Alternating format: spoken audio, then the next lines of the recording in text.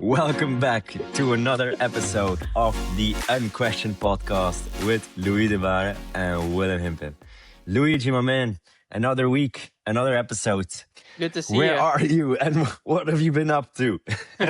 I'm in my white room. I'm at home. I'm looking at the nice view, but you can't see it. How is the summer treating you? Because maybe people don't see it as much with your white background, but I remember I saw you last week, and okay, the the beautiful sunny weather of Belgium. I see. Well, yeah, less so today, but it's been so hot here. California came a knocking, and my apartment is not built for it. No. So I don't have AC, typical European. And so yeah, I've had to live with open windows and live outside mostly and shirtless.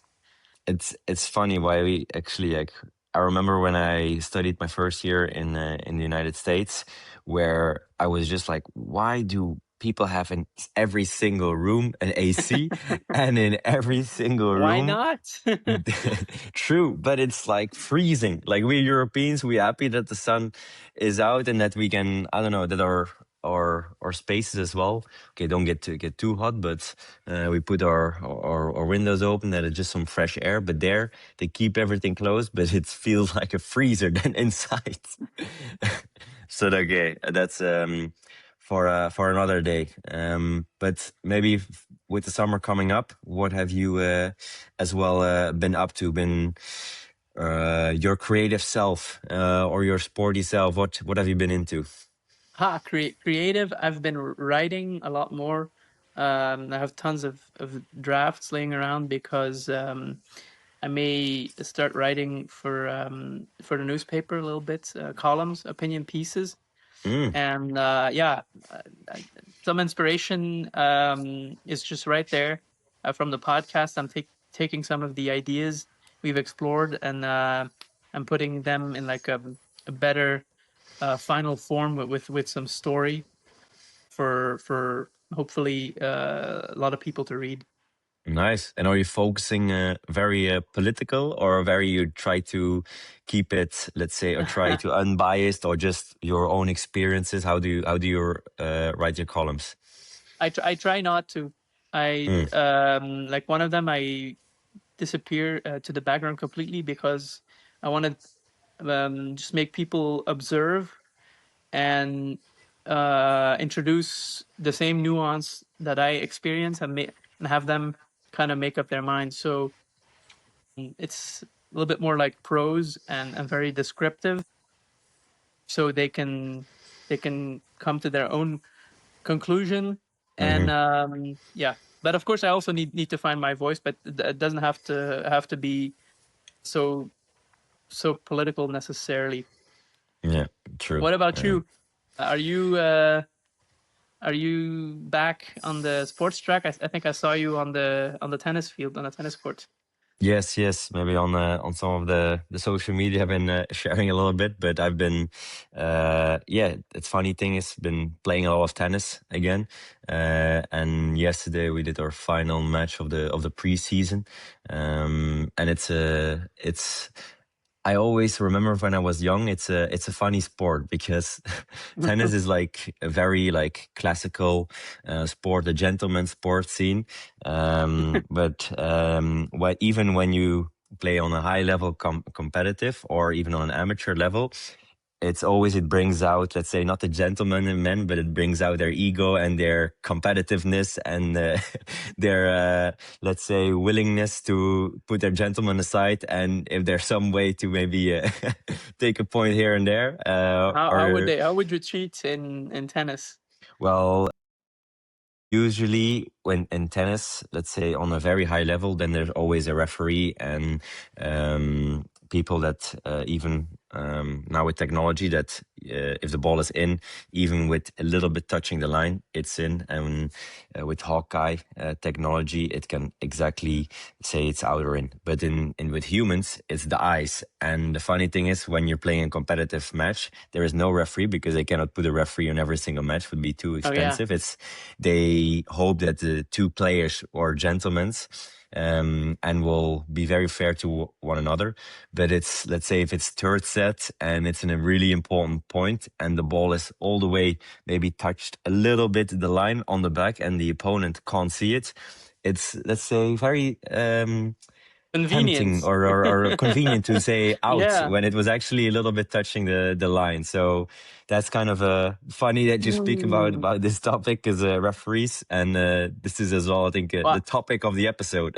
yeah, I know you're not a big fan of too many referees when it comes to the economic game of companies, and we're talking about the government, for example, regulating us too much, and you've described it as like in a basketball game, if there's more referees than players sometimes that meddle and um, influence the game instead of letting the players do their thing.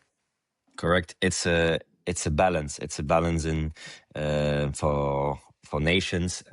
Funny thing is, it's a balance for sports as well, because maybe to go one more time back to the sport, Yeah. they as well been reducing referees in the high level, because usually what they have, you have one empire, so the referee that does the scoring and makes decisions, but you also Hmm. have different referees on the lines, so that they check the lines. But often these people were as well making sometimes foul calls, and then because they said out but actually was in, because these balls go so quick, it actually affected the players and affected their the natural order of how a match is played, and they are Because of reducing them. corruption or what, the speed? Not corruption, more like certain, like, because the tennis, the balls in professional tennis, it goes so quick, and you, like, the players sometimes can't see it, and you as a referee, you're constantly looking on the line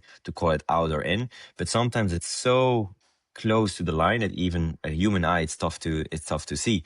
And when they would call out but the ball is in, this obstructs the player, and that whole rally, or that tennis point needs to be replayed, or there's always then a discussion on it. And that makes, actually, because there's too many referees, too many people that gets to have their say about the game, to Mm. say it affects it. And that's an example as well where they are starting to reduce referees on the tennis court and replacing them with technology that does the automatic calling if the ball is in or out. So maybe the funny thing is, this innovation that is happening in sports, it might be as well a good innovation to happen in for nations where we don't have more politicians in government making constantly more and more rules, but more technology that automatically checks if the rules are being followed in the world of business, and as well technology that helps them, instead of finding more and more people, just giving them a job to control or to make the lives of people and companies better in their way, but sometimes worse. Yeah, an unbiased, consistent playing field. Because here, the rules of tennis that did not change. They're still the same. It's about enforcing them. And you bring up a good point. If you have too many people discussing discussing what really happened, then you're also slowing down things with admin. So it's not only about whether the rule is right, but whether you can successfully follow it up and and make a quick decision, just so we can continue playing, actually. So that's fair. I loved your example. We should share it with the audience. The example of where regulation has a good intent. So Yeah. in Europe, certain regulation to make GDPR, a lot of compliancy work. So to make sure that there's not also other regulation to make sure that no monopolies gets created. And the funny thing is, with certain of these regulations, it just makes the playing field for new entrants a lot harder because they put so many new regulations. Maybe you could share a little bit of that Yes, story. what we've seen now, after some time, there is proof that regulation for the what we call the big tech monopolies, Apple, Google, Facebook, that have, according to the EU and even America, outsized power, too much power, that we're actually that they have the opposite effect. The idea of the EU is we want to stop anti-competitive behavior. So we want to stop the giants from not letting anyone else in, from keeping growing and setting the rules because nobody else can get in. But actually, trying to introduce new rules only helps them. It only helps the existing winners at that moment. Why? Because those big players are already have the cash and the resources, especially the legal team, to just start implementing the rules, following them correctly, having all the paperwork in order in all these different countries, and even finding loopholes and finding like the most efficient ways to comply on paper. And it becomes even harder for a small new player that your intent is to make room for, because they don't have their license or whatever piece of paper that they need in time, and they get crushed by the existing monopolies that are ready for every new law and even start lobbying. Hmm. So we've seen that, and it even, in the case of the EU, is making American technologies companies stronger. They are benefiting more from what the EU is pushing, Hmm. like GDPR, for example. Such a mess. You need a whole team to understand it. They're benefiting more than it's hurting them. Yeah, and the funny thing is, and the referees or the regulators in Europe, they then, for example, they give big fines to these big tech players, and then they celebrate like, we were able to. These companies didn't respect the privacy. If it's now Meta or Google, we gave them a billion dollars in fines, but for these companies, it's all calculated in, or then it doesn't affect them as much. And it's not to say that those billions of dollars that's been fined immediately then goes into startups or goes into other initiatives. No, it Yeah. feels like pay to play. It's like if a law. I mean, people sometimes say this cynically about, for example, speeding tickets. That Hmm. if you can get a fine and have to pay a fee for speeding, then it just becomes a thing for the rich. But there is something to be said for the pay to play nature of this. As a small, unproven startup, you cannot risk reputationally, or you can not risk your little money taking a risk like that. But if you're large enough, you can make a calculated risk adjusted costs and just Hmm. pay the fine and break the law.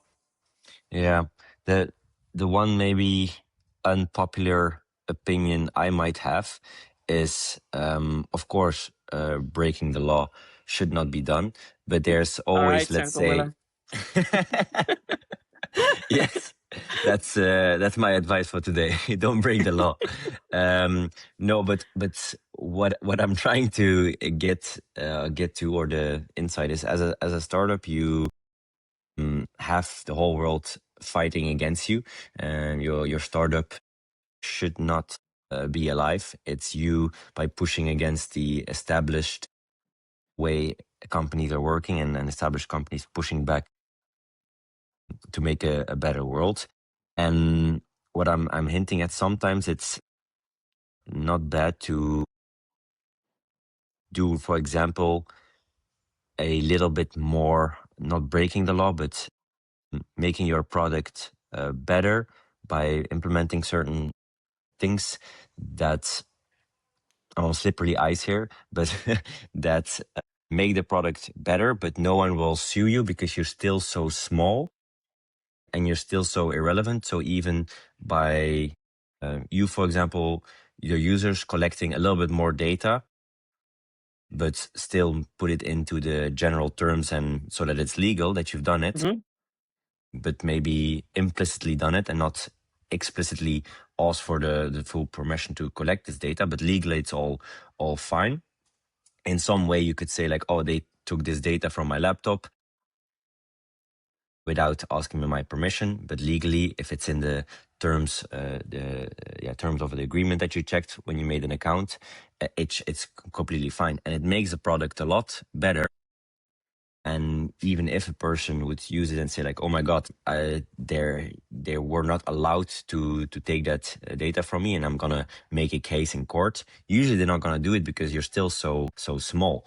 And so that's what my unpopular opinion is you as a startup, maybe it's good as well to risk it a bit more by making your product, let's say, aggressively good, maybe with a bit more gray area of scraping some data, collecting data of your users, just so you can make a much better product and service, and then fixing it legal wise and better wise along the way, because it's so tough already to Yeah, you start a kind of need company. to.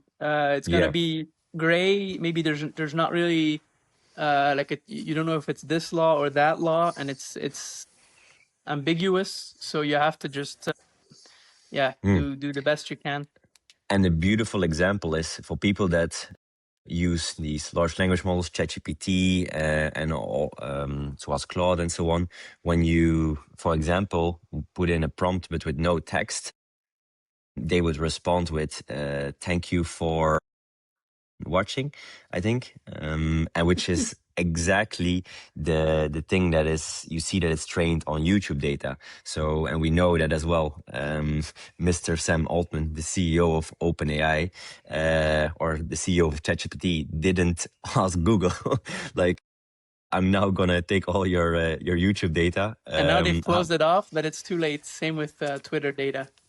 Yes, so even if the big ones do it, why aren't the small ones allowed to look a little bit Yeah, this in is the gray exactly area? why Google was surprised by the now winning OpenAI. The now open winning AI model, or Yeah, well, OpenAI that's now winning. Google couldn't didn't have the guts to yeah to start allowing every question and to train such a large model. so maybe as a final question to you, Louis. So it's gonna be very simple. What is your opinion? Let's say in the European Union, do we need more regulation or do we need less regulation? Because it helps in certain things,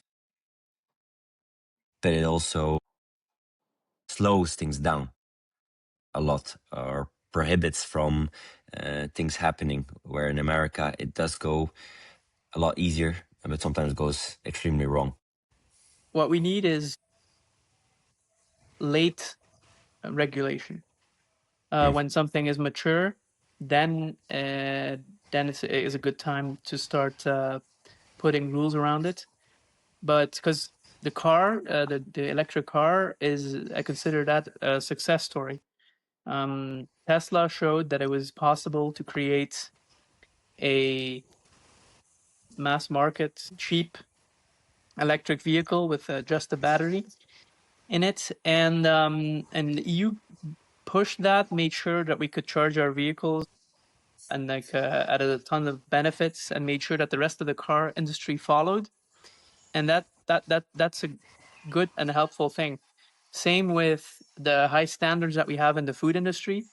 You can get cheap, safe, and good food, high quality, without too many chemicals in it, because we've regulated that well, because it's very predictable. You know what you're going to get. The danger is doing it too early, because we don't know yet what form, for example, AI is going to take. By definition, you don't know what you're looking for, and you might even stop new entrants from coming into the market. So yes to sensible regulation, but don't do it too early. Yeah.